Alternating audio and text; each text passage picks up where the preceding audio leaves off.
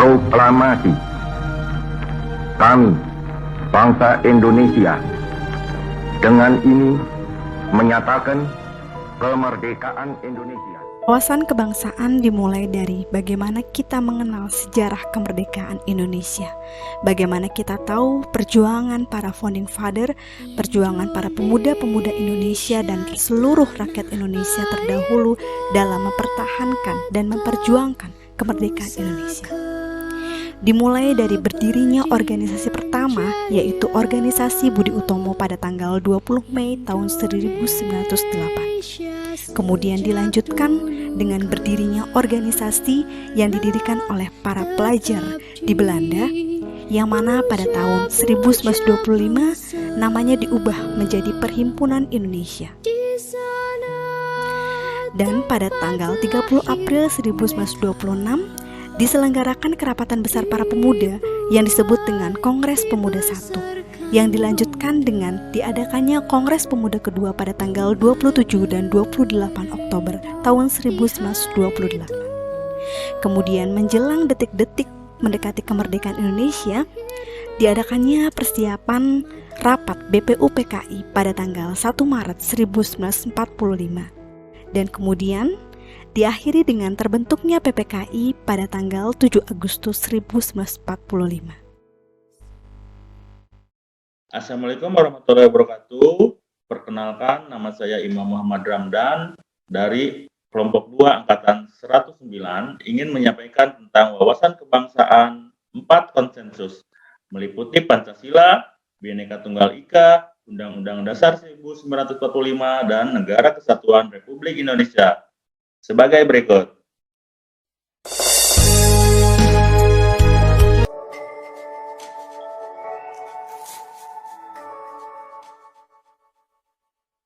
Indonesia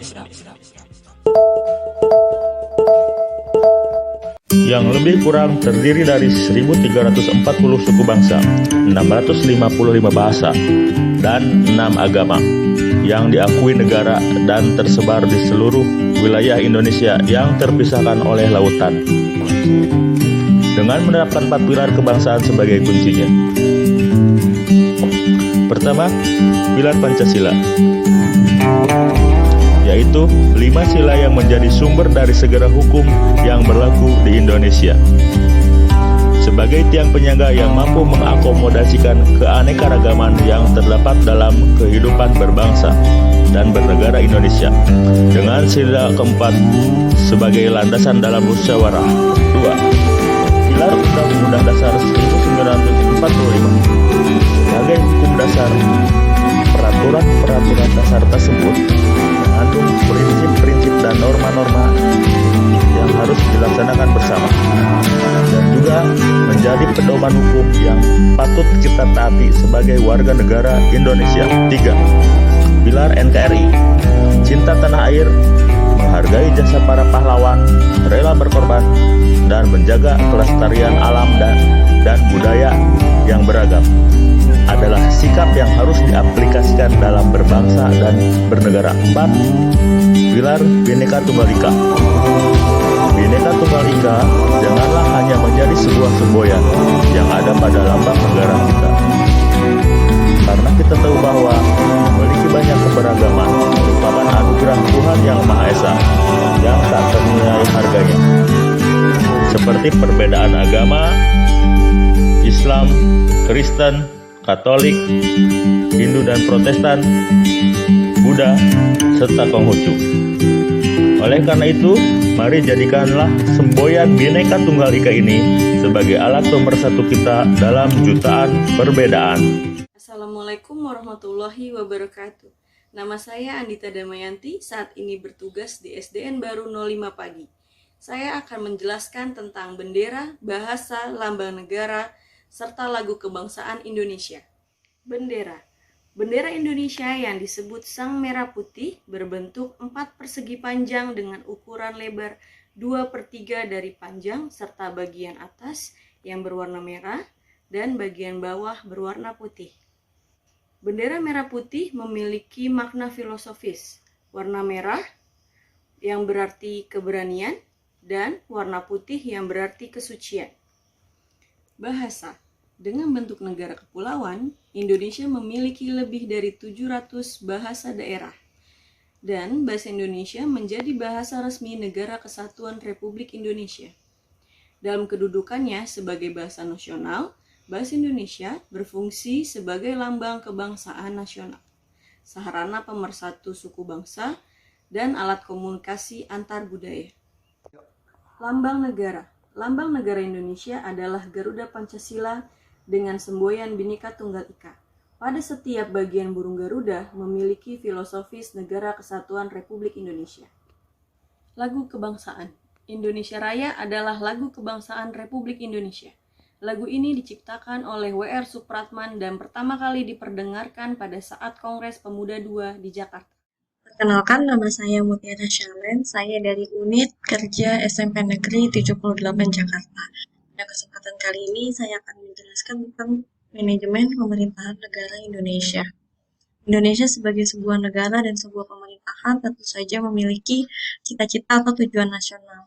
Cita-cita atau tujuan nasional Indonesia tercantum dalam pembukaan Undang-Undang Dasar 1945, yaitu untuk menjadi negara Indonesia yang merdeka, bersatu, berdaulat, adil, dan makmur.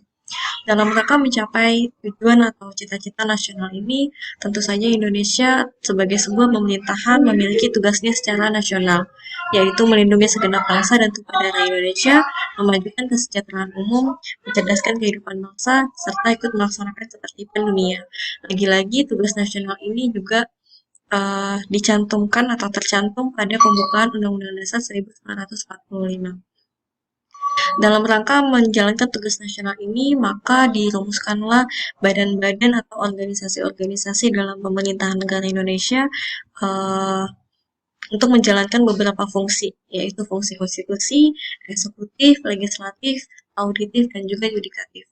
Dan lembaga-lembaga yang menjalankannya diantaranya adalah MPR, Presiden, DPR, DPD, BPK, MA, serta MK. Lembaga-lembaga ini semuanya saling menjalankan peran masing-masing, tentunya di bidang yang berbeda. Namun, kesemuanya saling melengkapi, tentunya dengan tujuan tadi untuk melaksanakan atau mencapai tugas nasional dan juga cita-cita nasional Indonesia. Dan dalam rangka menjalankan tugas nasional tersebut, maka Indonesia sudah menjalankan fungsinya sebagai sebuah pemerintahan negara, yaitu melayani masyarakat, mengayomi masyarakat, serta memberdayakan masyarakat. Halo semuanya, Assalamualaikum. Saya Vira Pratiwi, Angkatan 109, nomor absen 10. Apa itu bela negara? Bela negara adalah sikap dan perilaku warga negara yang dijiwai oleh kecintaannya kepada NKRI yang berdasarkan Pancasila dan Undang-Undang 1945. Apa saja contohnya?